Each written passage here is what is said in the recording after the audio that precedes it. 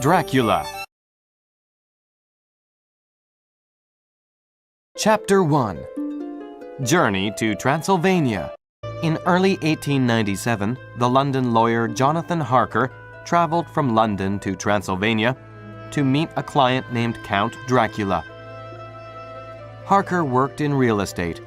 The Count wanted to buy some property in London. This is Harker's journal. 3rd May. Count Dracula told me to stay at the Golden Krone Hotel in Bistritz.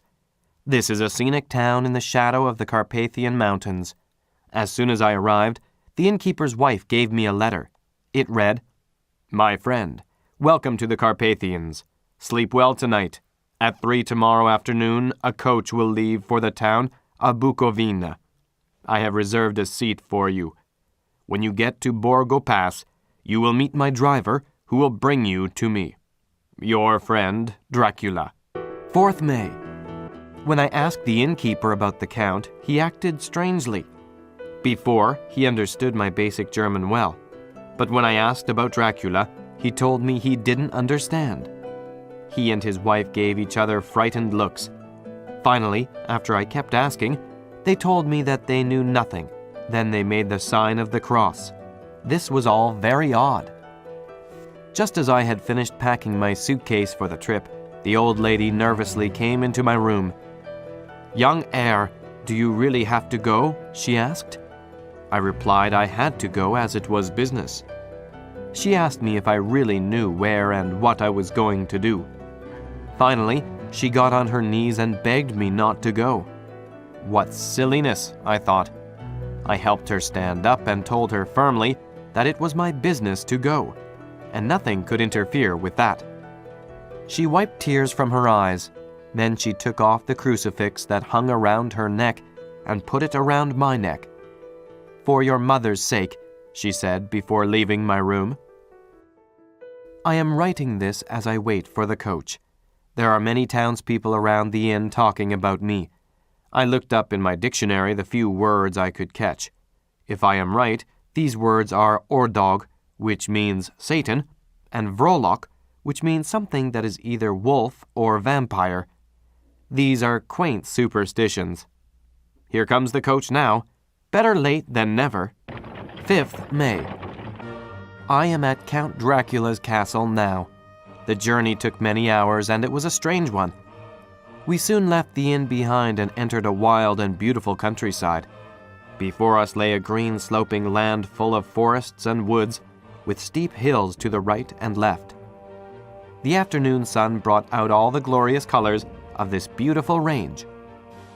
Soon the sun sank low behind us. At dark, the passengers became excited, and it seemed they were urging the driver to go faster. He lashed the horses unmercifully with his long whip to pick up their speed. Then the mountains closed in on either side. We were entering the Borgo Pass. It was obvious that something very exciting was expected, but though I asked each passenger, no one would give me the slightest explanation. I was looking for a driver who would take me to the Count. I expected to see lamps through the blackness, but all was dark. I was thinking about what I was going to do when the driver, looking at his watch, said, "There is no coach waiting for you here. Perhaps the Count does not expect you after all. You should come on to Bukovina and return tomorrow or the next day, or even better, the day after that." But no sooner had he spoken these words than another coach came up from behind us. This caused our horses to become agitated, and my fellow passengers all shouted and made the sign of the cross. 4 beautiful horses pulled the new coach alongside our own. The driver was a tall man with a long brown beard. A large black hat hid his face from view, but his eyes seemed to glow red in the light of our lamps.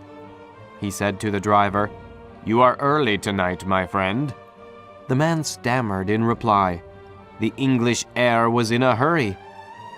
To which the stranger replied, "That is why, I suppose, you wished him to go on to Bukovina.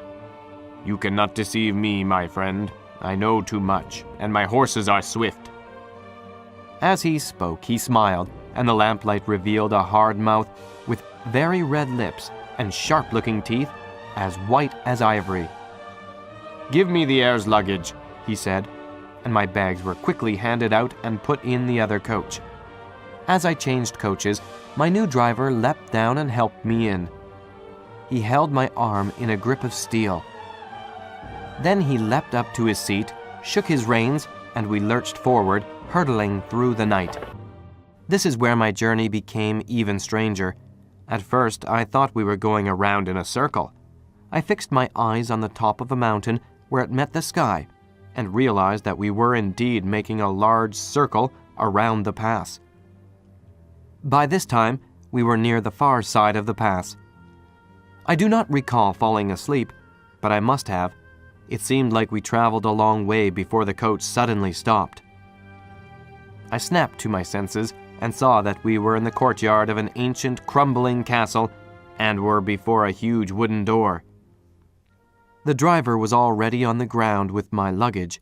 He helped me out with the same iron grip as before. Then he jumped up without a word, shook the reins, turned the coach around, and disappeared. As I stood there alone, wondering what to do, many questions filled my head. What sort of place had I come to? What sort of grim adventure was I on? These questions were interrupted by the sound of the great door opening.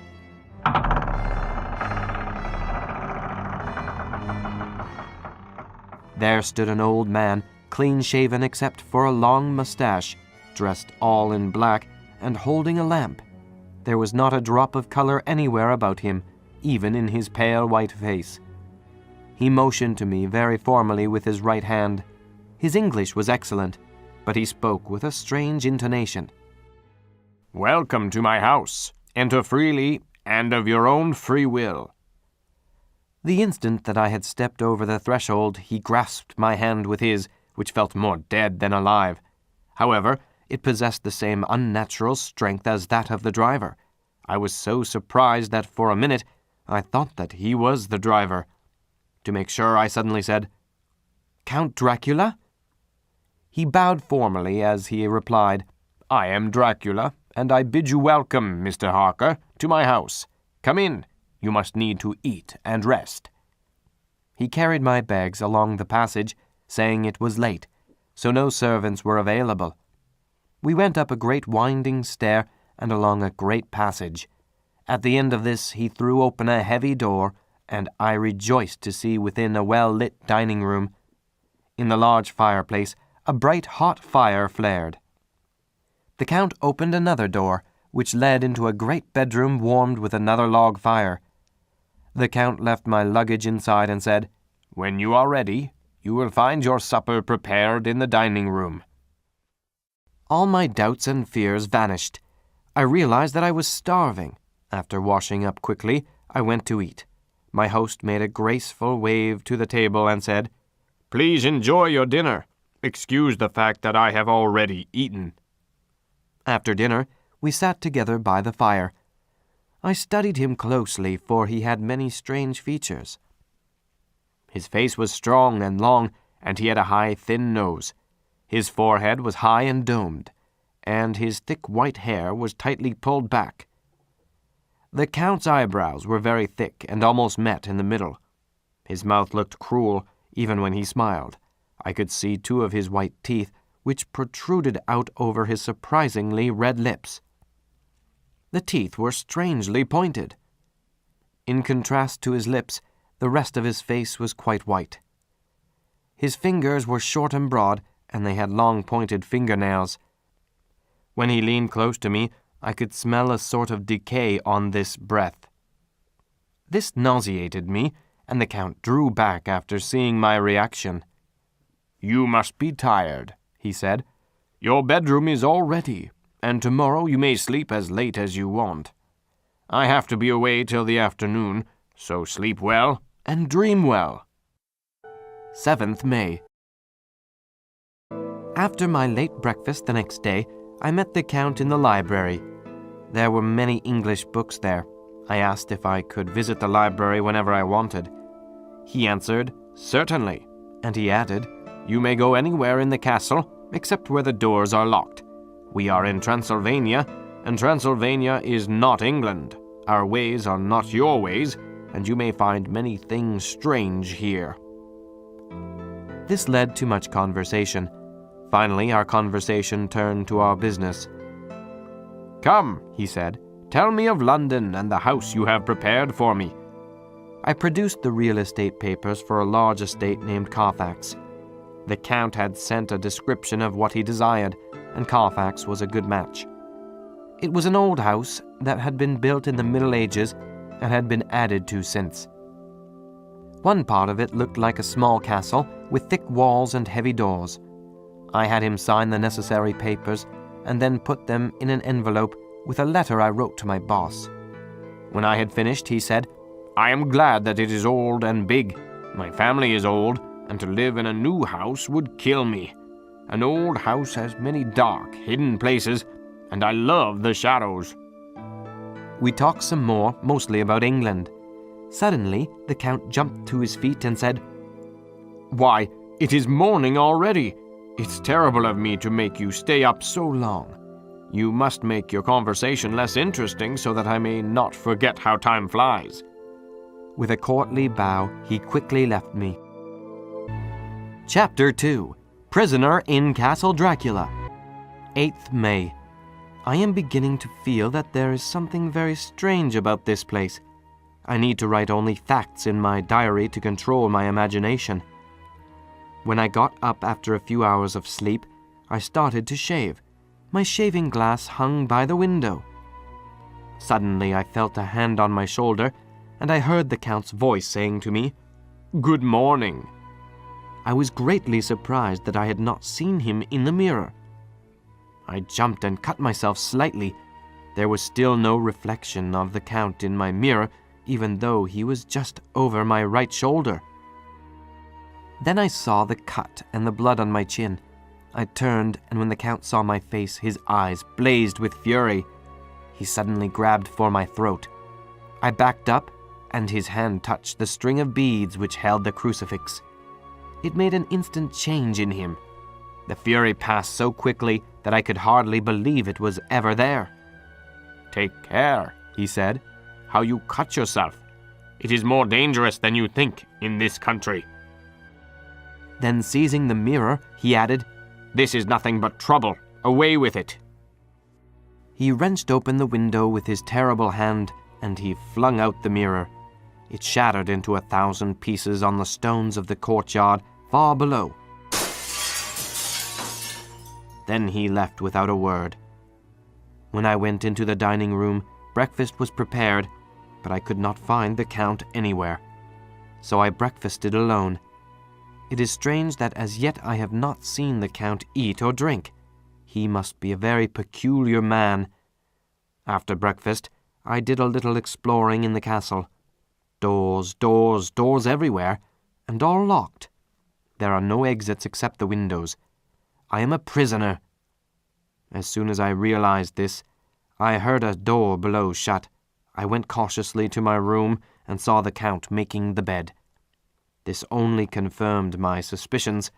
There are no servants in the house. Now I am sure it must have been the Count himself who drove the coach. Why did all the people at Bistritz have some terrible fear for me?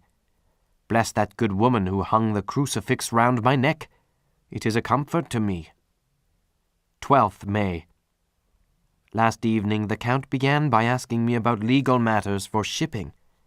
"Suppose," he said, "I wish to ship goods, say, to Newcastle or Durham or Dover. Would it be easier to hire a lawyer to claim these goods when they arrive?" I explained to the best of my ability. When he was satisfied, he suddenly stood up and said, "Except for your first letter to Mr. Hawkins, have you written any letters?" I answered that I had not.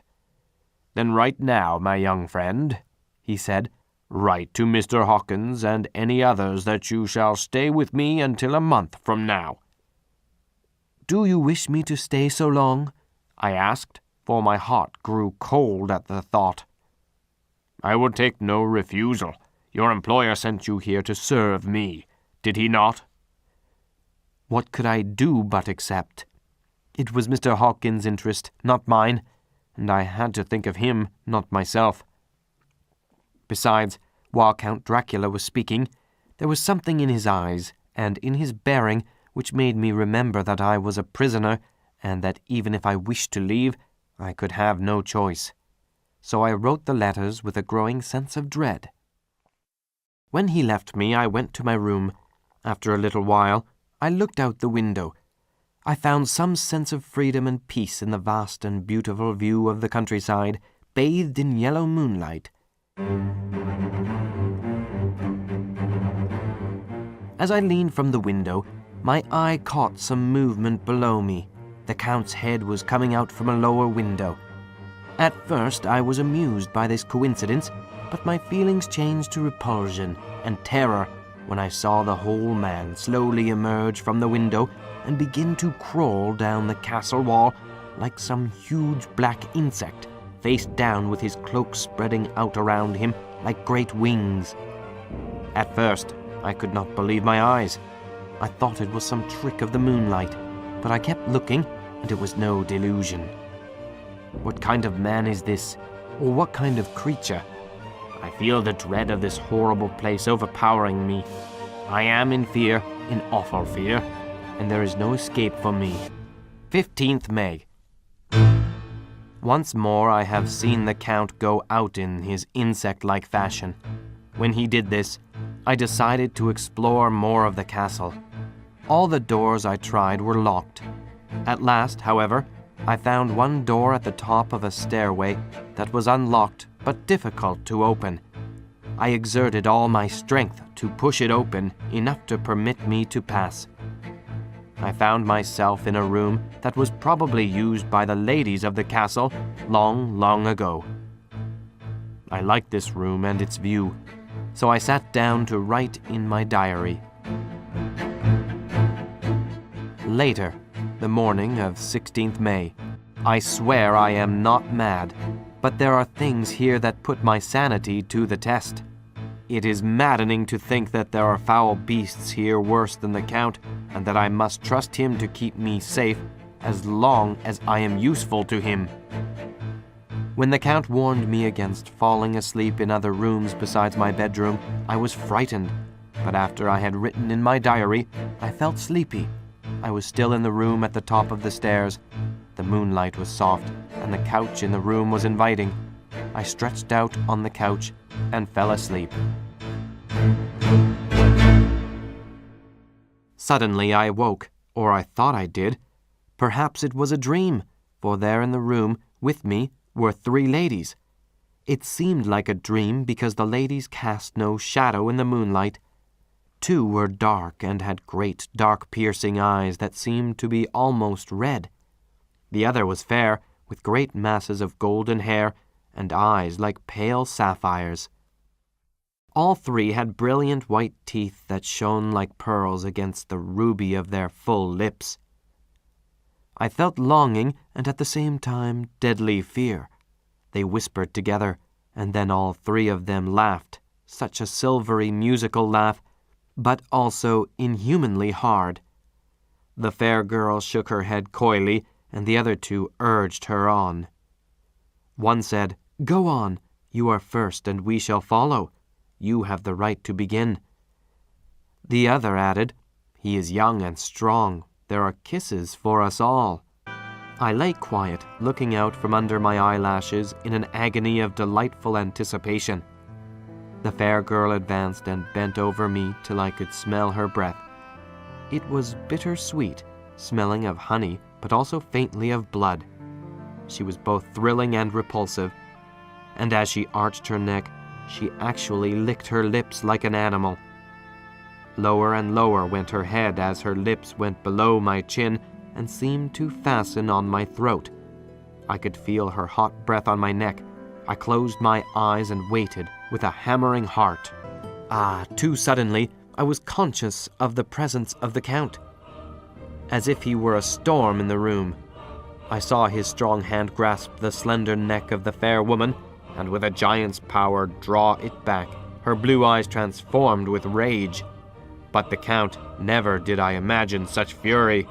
His eyes were blazing red, like the flames of hell. He hurled the woman from him, and then he raised his hand against the others. In a voice that cut the air, he said, "How dare you touch him when I had forbidden it? This man belongs to me."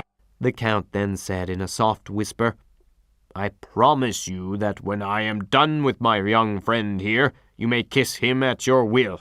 Now go." As I looked through half-shut eyes, they seemed to fade into the rays of the moonlight and pass out through the window.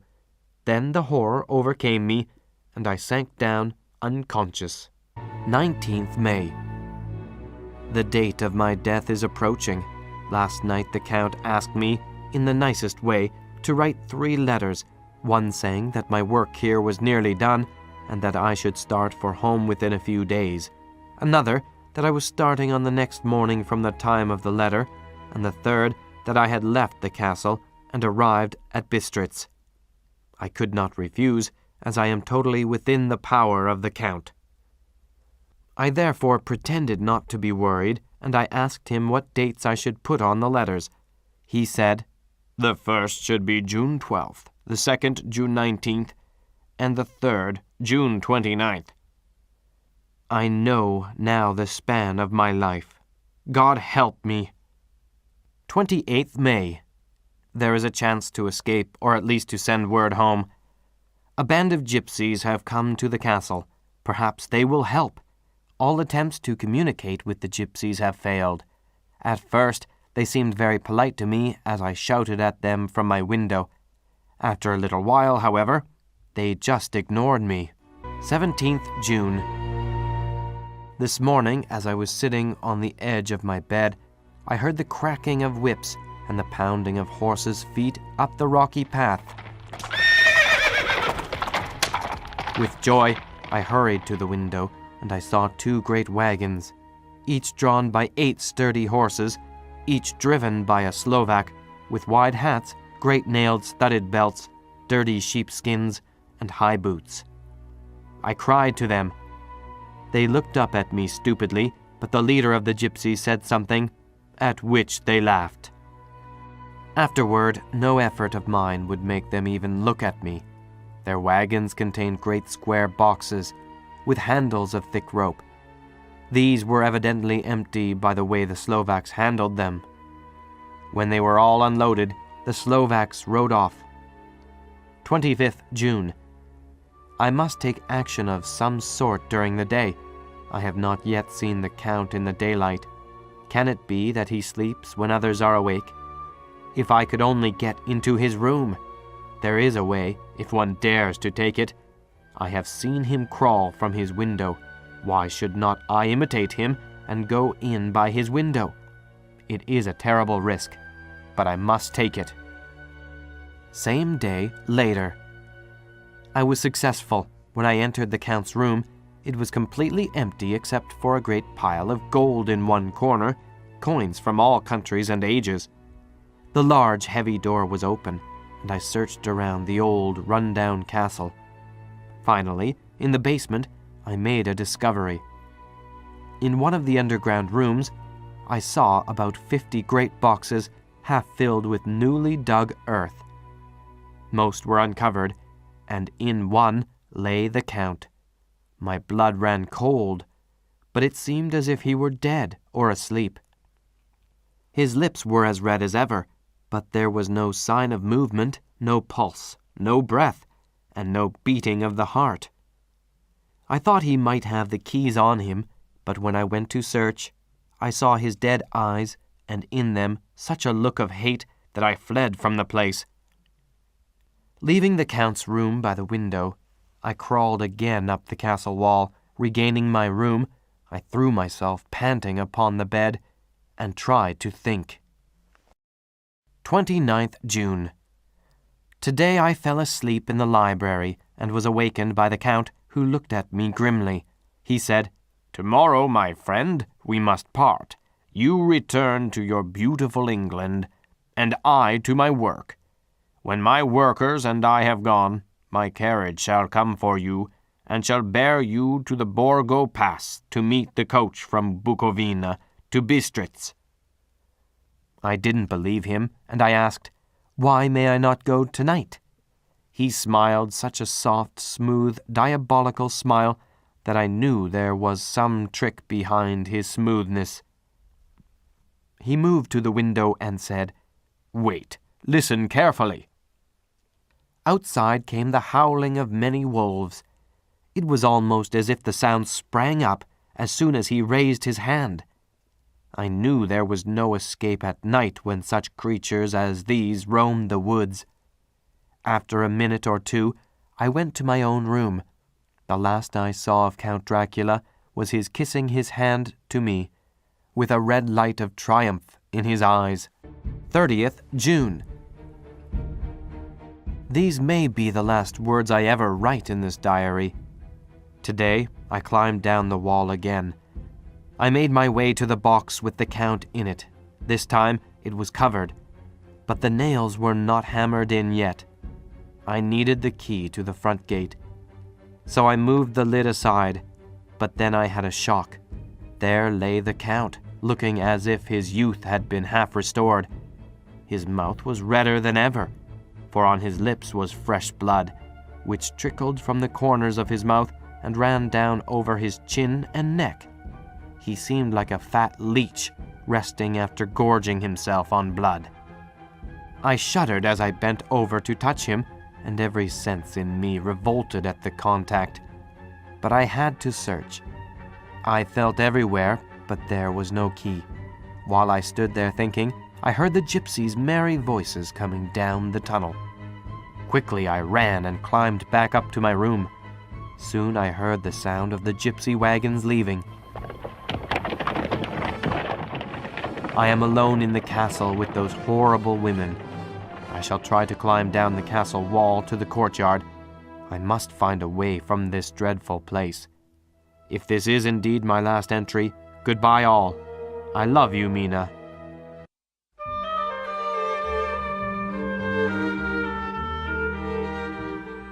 Chapter 3. The Ship of Doom.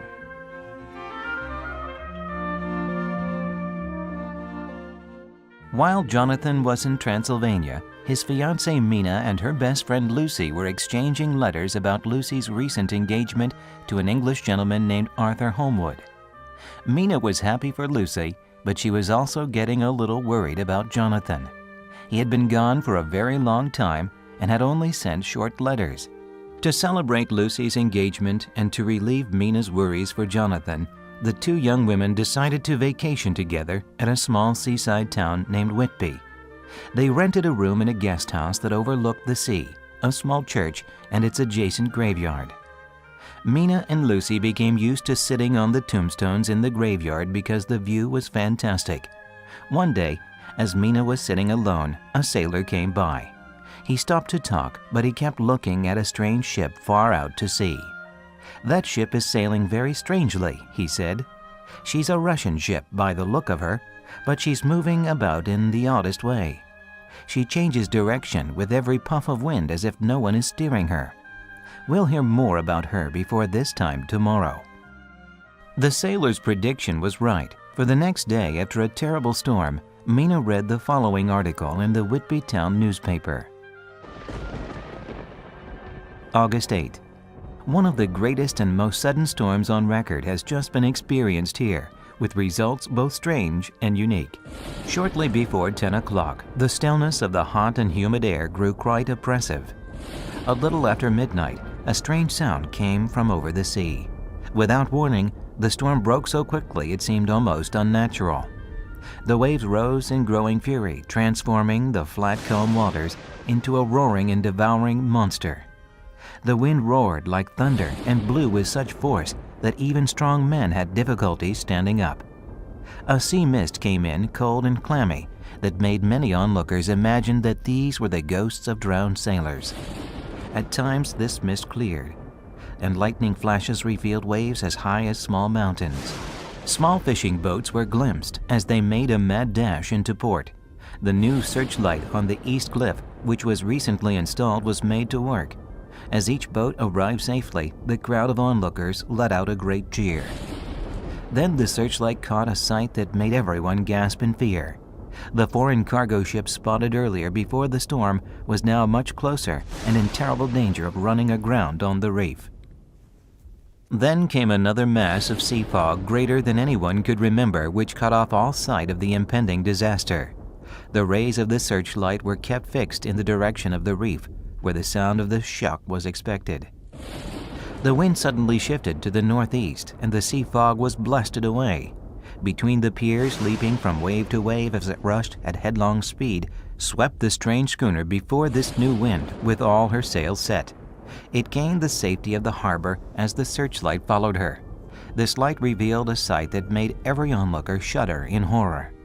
Lashed to the wheel of the ship was a corpse, with a drooping head that swung horribly to and fro at each motion of the ship. No other person, dead or alive, could be seen on the deck at all.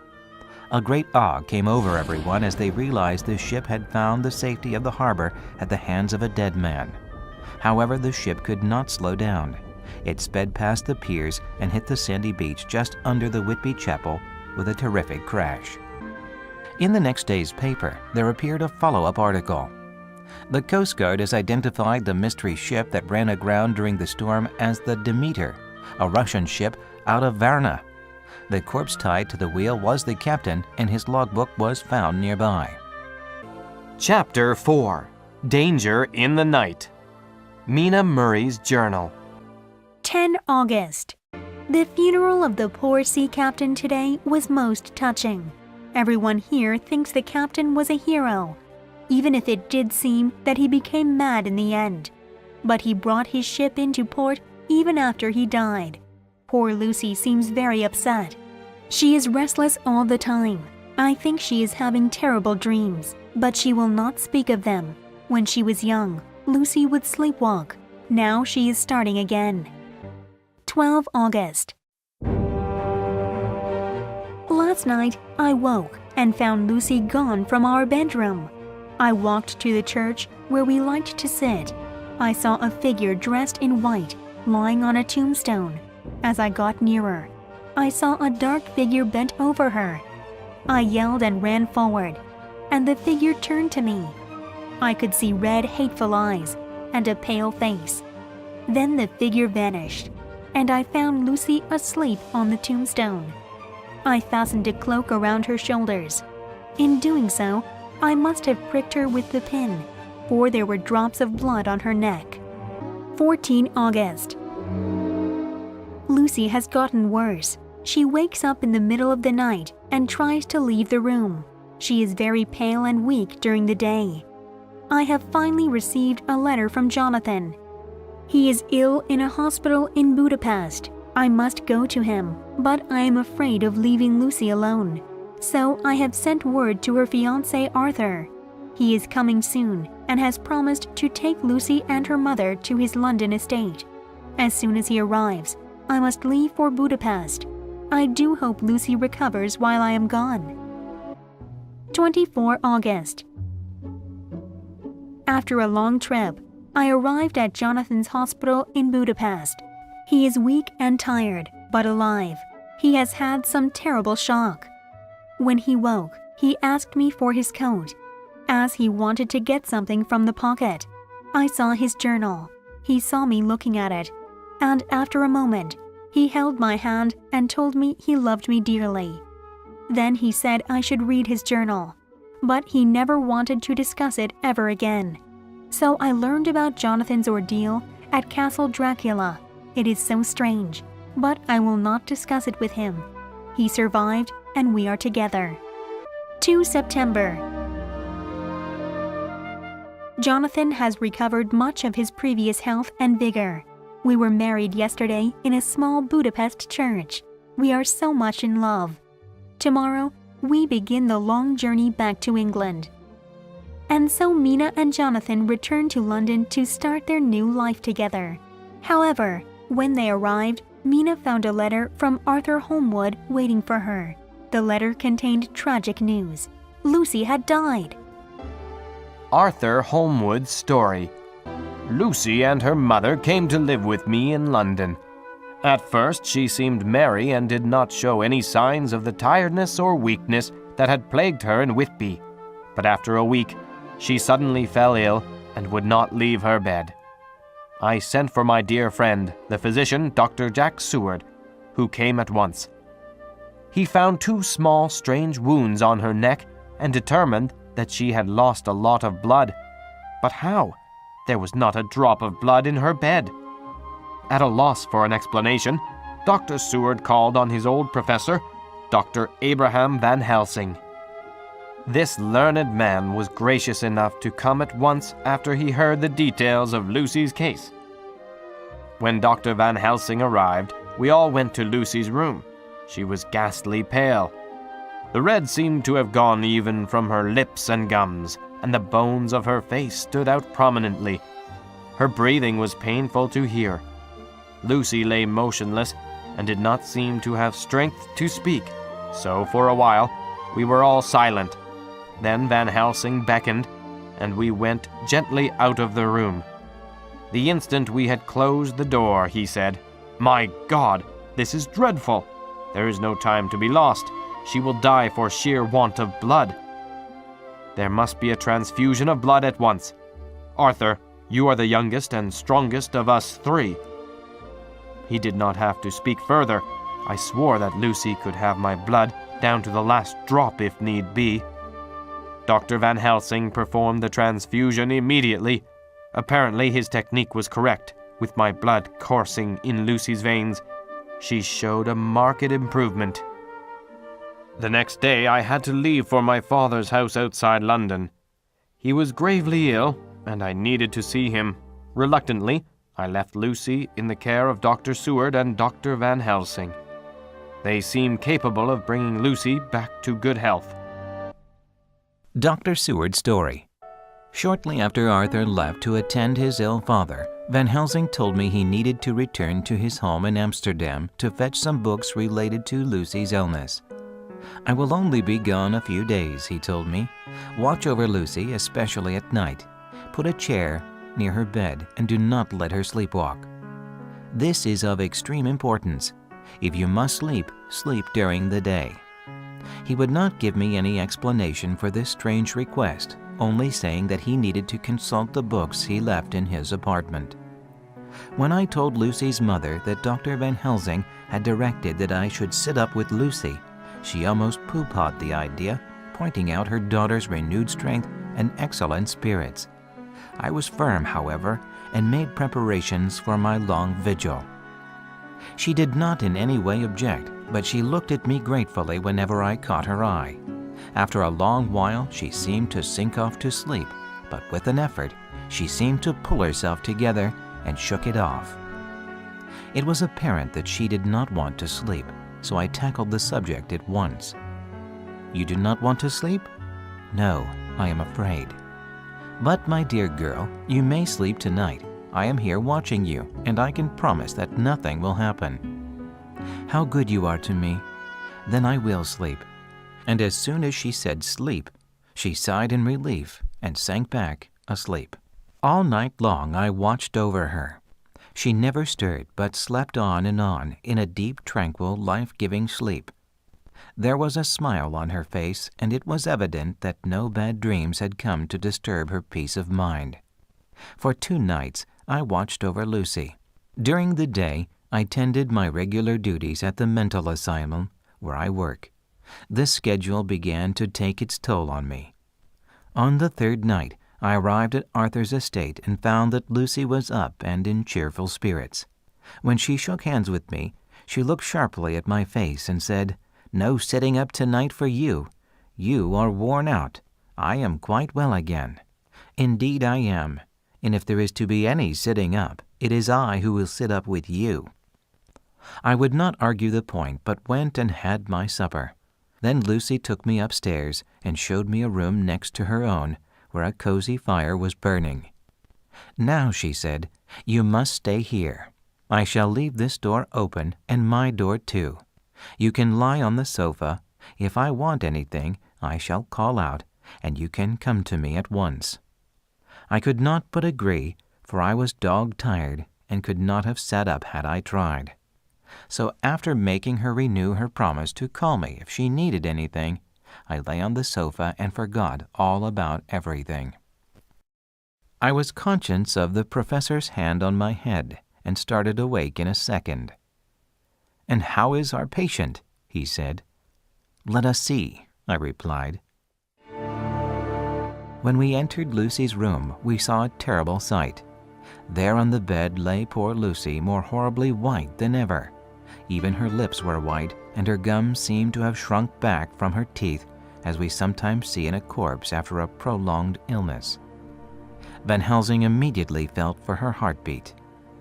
"It is not too late," he said. "It beats but feebly. All our work is undone. We must begin again. There is no young Arthur here now. I have to call on you yourself this time, friend John." He performed another blood transfusion using my blood this time. Lucy slept well into the day, and when she awoke, she was fairly well and strong, though not nearly so much so as the day before. That evening, Dr. Van Helsing gave Lucy a necklace of what looked like flowers. At first, she was delighted, but then she said, "Oh, Professor, I believe you are playing a joke on me. Why, these flowers are only common garlic." "Not so, my dear," replied Dr. Van Helsing sternly. "I never jest. There is a grim purpose in what I do. Now sit still a while. Come with me, friend John, and you shall help me deck the room with garlic." The professor's actions were certainly odd, and not to be found in any book that I had ever heard of. First, he fastened the windows and latched them securely. Next, taking a handful of flowers, he rubbed them all over the sashes. Then he rubbed garlic all over the doorknob, above, below, and at each side and around the fireplace in the same way. When Lucy was ready in bed, he fixed a wreath of garlic around her neck. The last words he said to her were, "Take care you do not disturb it, and even if the air feels stuffy, do not open the window or the door." "I promise," said Lucy, "and thank you both 1,000 times. Oh, what I have done to be blessed with such friends."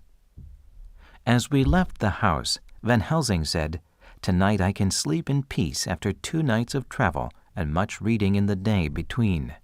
Tomorrow in the morning call for me, and we will see our pretty miss." The next morning we arrived early and met Lucy's mother. She told us that she had entered Lucy's room and found the air thick with the smell of garlic.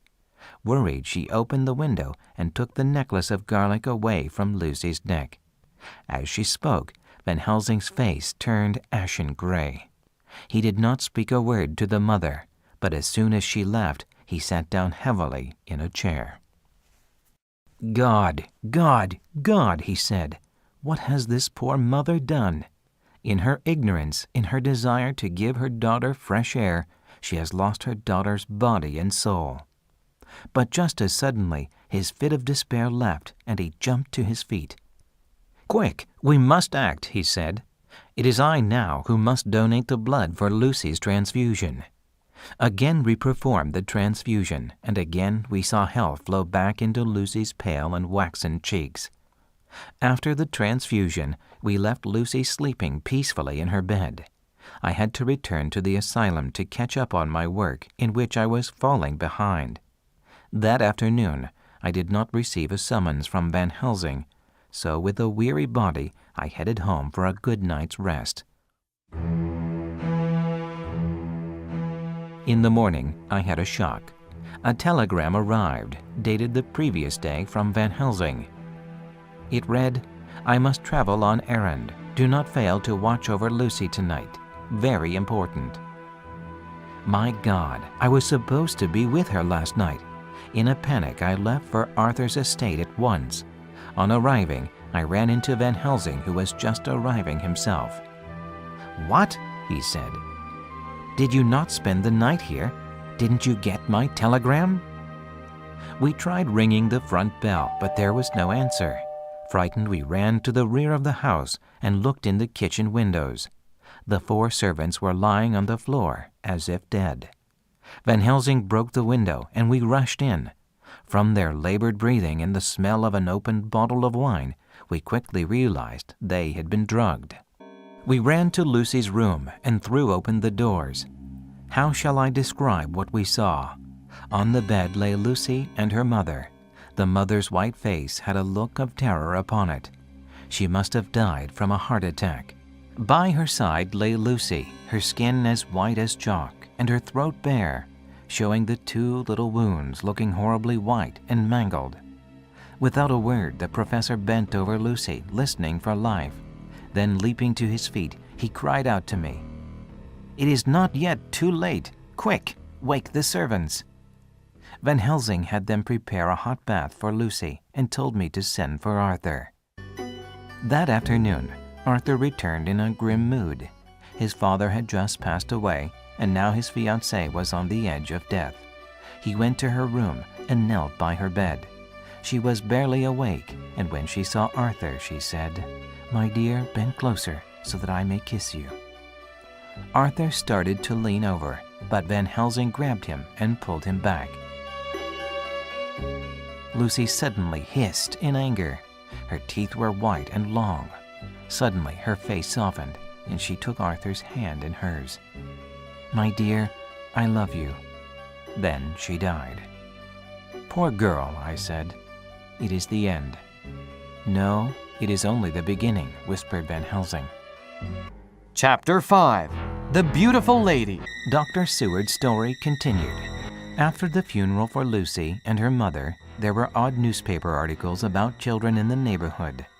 Several children had gone missing all night, and when they returned home, they talked about a beautiful lady. The police dismissed these stories as children just repeating the excuses of others. One afternoon, Van Helsing came to my office and thrust last night's Westminster Gazette into my hand.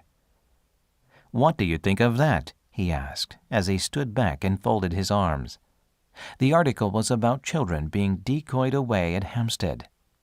I reached a passage where it described small puncture wounds on their throats. An idea struck me, and I said, "Whatever it was that injured Lucy has injured them." "I'm afraid it's more serious than that," Van Helsing said. "The wounds were made by Lucy herself." In sheer anger, I rose up and said, "Dr. Van Helsing, are you mad?" He looked at me with a pained expression. If only I were. Then he held up a key.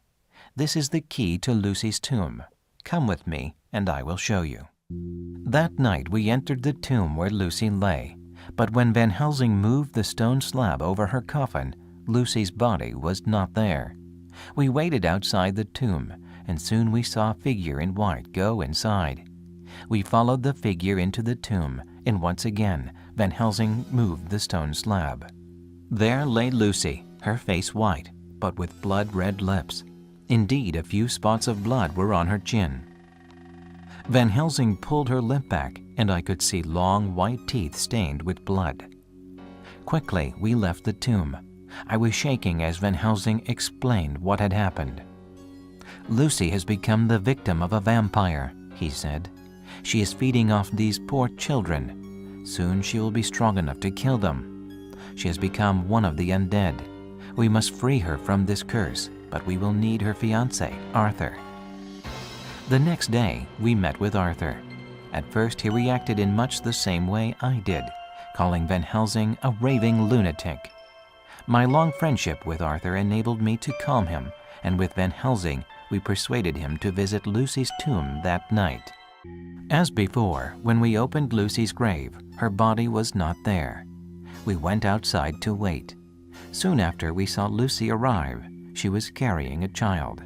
When she saw us, she hissed like an angry cat and threw the child to the ground. Suddenly, she walked toward Arthur. She spoke in a soft voice that sounded loving but was hard underneath.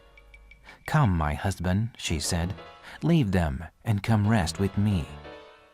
Arthur began to move toward her, as if in a trance. I grabbed his arm and held him back. Van Helsing leapt forward and brandished his crucifix. Lucy shrank back. She went to the entrance of the tomb and passed through the closed door. We followed her inside and found her laying in her grave, as if asleep. Van Helsing handed a hammer and wooden stake to Arthur. "You must set her free," Van Helsing said. "Drive this stake through her heart the second I begin praying." As Van Helsing started his prayer, Arthur pounded the stake with the hammer into Lucy's chest. Tears were streaming down his face. Her body moved and struggled. Arthur hit the stake again, and Lucy's body changed instantly. It became limp, and her face became peaceful. It was the real Lucy again, not the terrible monster she had become. At last, she was free. Chapter 6. The Hunt for Dracula.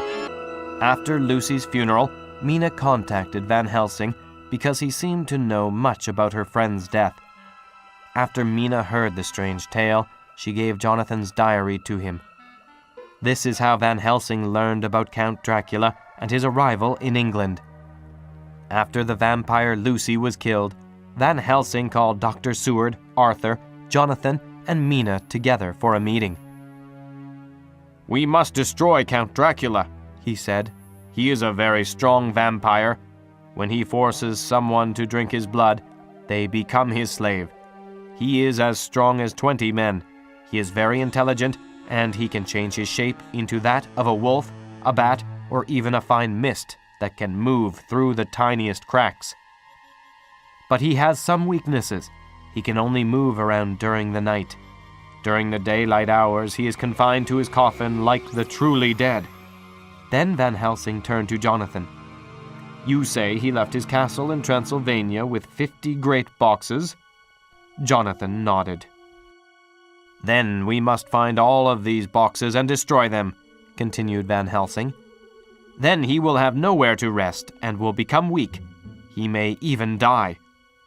The obvious place to search was Carfax, the estate Jonathan helped the Count to buy. The men found it was more like an old castle than a mansion, with dank, smelly tunnels underneath. It was in these tunnels that the vampire hunters found Dracula's boxes.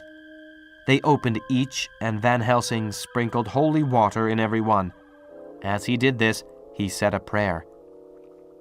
Finally, he put a sacred wafer, the same ones that are used in church to symbolize Christ's body, in each coffin. Before he got to the last one, however, the men heard something moving toward them. "We are too late," cried Van Helsing. "Count Dracula has returned." The men spread out, ready to attack, but they trembled at the sight of the Count as he entered the room. He moved with a supernatural quickness. Van Helsing held up his crucifix, and the Count backed away. That gave the men the opportunity to run outside. "Quick," said Van Helsing. "He knows we are on his trail. He may try to strike at your house, Jonathan. Mina is in danger." They all rushed back to Jonathan's house and ran upstairs to Mina's bedroom. The door was locked, which Jonathan remarked was unusual. The men broke the door open, and a terrible sight met their eyes. There was Mina, in her white sleeping clothes, standing limply upright next to her bed. By her side stood a tall, thin man, clad in black. His face was turned from the men, but the instant they saw him, they all recognized the Count. With his left hand, he held both Mrs. Harker's hands, keeping them away with her arms fully stretched above her. His right hand gripped her by the back of the neck, forcing her face down on his bosom. Her white nightdress was smeared with blood, and a thin stream trickled down the man's bare chest, which was shown by his torn-open shirt. As the men burst into the room, the Count turned his face, and a hellish look seemed to leap into it. His eyes flamed red with devilish passion. Violently he threw his victim back upon the bed, and then he turned and sprang at his hunters. But by this time, the professor was holding his crucifix with a fixed arm and chanting a prayer. The Count suddenly stopped, just as poor Lucy had done outside her tomb, and he cowered back. "Ha!" he yelled. "You think you have defeated me? You know not that I have lived for centuries, and I will live long after your bones have turned to dust. And now the women you love will become mine." With that, he vanished in the shadows of the night. "We must watch over her better than we watched over Lucy," said Van Helsing. "Tomorrow we will go back to Carfax and destroy the Count's last box." Breakfast the next day was a strange affair. They all tried to be cheerful and encourage each other, and Mina was the brightest and most cheerful of all. When it was over, Van Helsing stood up and said, "Now, my dear friends, we go forth to finish our terrible task. Are we all armed, as we were on that night when first we visited our enemy's lair?" The other men all assured him that they were. "Then it is well. Now, Madam Mina, you are in any case quite safe here until the sunset. But before we go, let me prepare you against personal attack. I have myself, since you came down, prepared your bedroom by the placing of garlic, holy water, and sacred wafer, so that he may not enter. Now let me guard you. On your forehead I touch this piece of sacred wafer, in the name of the Father, the Son, and—" There was a fearful scream from Mina as soon as he placed the wafer on her forehead. The thin wafer burned into the flesh, as though it was a piece of white-hot metal. Van Helsing seemed quite dejected. "Dear Mina, please forgive me," he said. Then, with a grim expression, he turned to the others. "Let us go and destroy this monster's last refuge while the sun shines." While Jonathan watched over Mina, the other men returned to Carfax. However, they could not find the last box. Returning to Mina's room, Van Helsing said, "Mina has a special connection to the Count. Now that she has drunk his blood, she can experience what Dracula is experiencing now, and vice versa." Van Helsing hypnotized Mina. "What can you see?" he asked. "What can you hear? What can you smell?" Mina spoke slowly, with her eyes closed. "Everything is black and stuffy, like the inside of a box. I can smell the ocean. I can hear the sound of waves and of a ship being made ready to sail." "That's it!" cried Jonathan. "He's returning to Transylvania. We have succeeded in driving him away from London." "Yes, that is true," replied Van Helsing. "But for Mina's sake, we must follow him and destroy him. If we are too late, Mina will suffer the same fate as Lucy." It was decided that Van Helsing and Mina would travel together overland to Dracula's castle. Jonathan, Dr. Seward, and Arthur got passage on a fast ship to follow Dracula over the seas. Van Helsing and Mina arrived at Count Dracula's castle well before both the Count and their friends. It was very cold, and Van Helsing was worried about Mina. She would not sleep during the night. Instead, she sat in a sort of trance. And during the day, she slept so soundly that Van Helsing could not wake her. Only during the brief sunrise and sunset would she act like her normal self. This is what Mina wrote in her diary. In the late afternoon, I woke up. The professor signaled to me, so I got up and joined him. He had found a wonderful spot, a sort of natural hollow in a rock, with an entrance like a doorway, between two boulders. He took me by the hand and drew me in. "See," he said, "here you will be sheltered, and if the wolves come, I can meet them one at a time." He brought in our furs, made a snug nest for me, and tried to offer me some food. But even trying to put food near my mouth was repulsive to me. I wanted to please him, but I could not bring myself to even attempt to eat. He looked very sad, but did not scold me. Taking his telescope from the case, he stood on the top of the rock and began to search the horizon. Suddenly he called out, "Look, Madam Mina, look! Look!" I sprang up and stood beside him on the rock. He handed me his glass and pointed. The snow was now falling more heavily and swirled about fiercely, for a high wind was beginning to blow. From the height where we were, it was possible to see a great distance. Straight in front of us, and not far off, came a group of mounted men hurrying along. In the midst of them was a long wagon, which swayed from side to side, like a dog's tail wagging.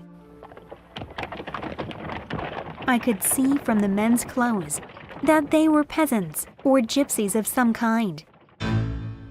On the wagon was a great square chest. My heart leapt as I saw it, for I felt that the end was coming. The evening was now drawing close, and I knew that at sunset the thing which was inside that box would be free. In fear, I turned to the professor. To my surprise, however, he was not there. An instant later, I saw him below me. He was drawing a holy circle in the ground around my position and sealing it with a prayer. When he finished, he stood beside me and said, "At least you shall be safe here from him." He took the glass from me and said, "See, they come quickly. They are whipping the horses and galloping as hard as they can." He paused and went on in a hollow voice, "They are racing for the sunset. We may be too late." Then he cried, "Look, look, look! See, 2 horsemen follow fast, coming up from the south. It must be Arthur and John." I took the telescope and looked. The 2 men might have been Dr. Seward and Mr. Holmwood. In any case, I knew that neither of them was Jonathan. However, somehow, I knew that Jonathan was not far off. Looking around, I saw on the north side of the coming party 2 other men riding at breakneck speed. I knew one of them was Jonathan, and the other was Lord Godalming, Arthur's friend from London, who so graciously came with us on our dangerous hunt. They, too, were pursuing the party with the cart. When I told the professor, he shouted in glee like a schoolboy, and then he laid his Winchester rifle ready for use against the rock. "They are all converging," he said. "When the time comes, we shall have the gypsies from all sides." I got out my revolver, for while we were speaking, the howling of wolves came louder and closer. The wolves were gathering for their prey. Every instant seemed an age while we waited. The wind came now in fierce bursts, and the snow was driven with fury, yet the sun still shone here and there. We were accustomed to watching for sunrise and sunset, so we knew with fair accuracy that the sun would soon set. Soon we could clearly distinguish the individuals of each party, the hunted and the hunters. Strangely enough, the gypsies did not seem to realize, or perhaps they didn't care, that they were being pursued. They seemed, however, to double their speed as the sun dropped lower and lower on the mountain tops. All at once 2 voices shouted out, "Halt!" One was my Jonathan's, the other Mr. Holmwood's strong, resolute tone of command. The gypsies may not have known the language, but there was no mistaking intent. Instinctively, they pulled their horses to a stop. Lord Godalming and Jonathan dashed up to one side, and Dr. Seward and Mr. Holmwood went to the other. The leader of the gypsies waved them back, and in a fierce voice told his companions to proceed. They lashed the horses and sprang forward, but the 4 men raised their Winchester rifles, and at the same moment Dr. Van Helsing and I rose from behind the rock and pointed our weapons at them. Seeing that they were surrounded, the gypsies gathered together. Their leader turned to them and said something, at which every gypsy drew whatever weapon he carried, knife or pistol, and they held themselves in readiness to attack. The gypsy leader pointed first to the sun, now close near the mountain peaks, and then to the castle. He said something which I did not understand. As if in answer, all 4 men of our party threw themselves from their horses and dashed toward the cart. Strangely, I felt no fear, but only a wild desire to do something. Seeing the quick movement of our men, the leader of the gypsies gave a command. His men instantly formed a circle round the cart. I could see Jonathan on one side of the ring of men, and Arthur on the other. They were forcing a way to the cart. It was clear that they were bent on finishing their task before the sun could set. Nothing seemed to stop or even to hinder them. Neither the leveled weapons, nor the flashing knives of the gypsies in front, nor the howling of the wolves behind, appeared to even attract their attention. Jonathan's grim face and singleness of purpose seemed to overawe the gypsies in front of him. Instinctively, they cowered aside and let him pass. In an instant, He jumped upon the cart and, with a strength which seemed incredible, pushed the great box over the side to the ground. In the meantime, Arthur pushed desperately forward as the gypsies cut at him with their flashing knives. He parried them with his great Bowie knife, and at first I thought that he too had come through in safety. But as he sprang beside Jonathan, who had by now jumped from the cart, I could see that with his left hand he was clutching at his side, and blood was spurting through his fingers. He did not delay, however, and through the efforts of both men, the lid of the box began to yield. The nails drew with a screeching sound, and the top of the box was thrown back. By this time the gypsies, seeing themselves covered by the rifles of Lord Godalming, Dr. Seward, and Van Helsing, had given in and made no further resistance. The sun was almost down on the mountain tops. I saw the Count lying within the box upon his earth. He was deathly pale, and his red eyes glared with the horrible vindictive look which I knew so well. As I looked, his eyes saw the sinking sun, and the look of hate in them turned to triumph. But in the instant came the sweep and flash of Jonathan's great knife. I shrieked as I saw it shear through his throat. At the same moment, Arthur's Bowie knife plunged into his heart. It was like a miracle, but before our very eyes, the whole body crumbled into dust and passed from our sight. I shall be glad as long as I live that even in that moment, there was in Dracula's face a look of peace, such as I never could have imagined might have rested there. The gypsies turned, and without a word, rode away as if for their lives. Those who were on foot jumped upon the wagon and shouted to the horsemen not to desert them. The wolves followed behind them, leaving us alone. Arthur sank to the ground and, leaning on his elbow, held his hand pressed to his side. The blood still gushed through his fingers. I ran to him, as did the two doctors. Jonathan knelt behind him. With a sigh, Arthur feebly took my hand in his unstained hand. He must have seen the anguish of my heart in my face, for he smiled at me and said, "I am only too happy to have been of service." "Oh God," he cried suddenly, struggling to a sitting posture and pointing to me, "it was worth it for me to die. Look, look!" The sun was now right down upon the mountain top, and the red gleams fell upon my face, so that it was bathed in rosy light. With one impulse, the men sank on their knees. From their lips came a deep and earnest "Amen," as they saw that the red mark that had been burned into my forehead was now gone. Arthur said, "Now God be thanked that all has not been in vain. See, the curse has passed away." And, to our bitter grief, with a smile and in silence, he died, a gallant gentleman.